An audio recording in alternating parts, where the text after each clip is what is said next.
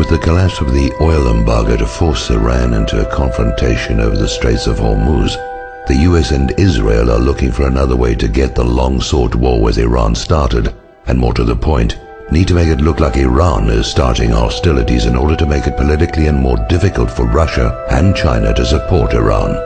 Now, recall that Israel has a past history of attacking US warships and framing others to trick the US into attacks on Israel's enemies, with the Israeli attack on the USS-Liberty, initially blamed on Egypt, as the most well-known example.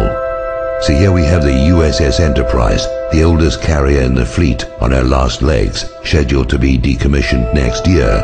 Her name is well known in part because of the Star Trek TV series.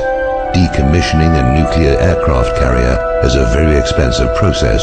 USS Enterprise is powered by 8 nuclear reactors, all of which must be disposed of as nuclear waste material along with all the associated machinery.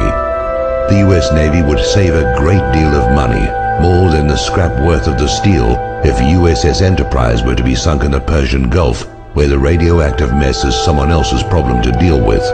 So why send an ancient warship at the end of her useful life into harm's way? The same reason Franklin Roosevelt moved a bunch of obsolete warships from San Diego to Pearl Harbor, while their newer carriers and warships were well away from Hawaii on December the 7th, 1941. Israel has 3 Dolphin submarines, given to her by Germany.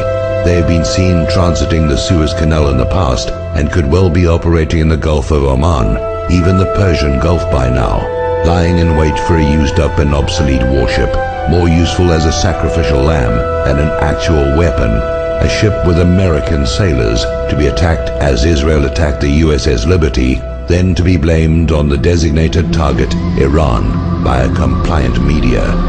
If you agree with this analysis, please post this video everywhere you see this carrier story. If we can make them doubt a false flag will be believed, maybe they'll call it off.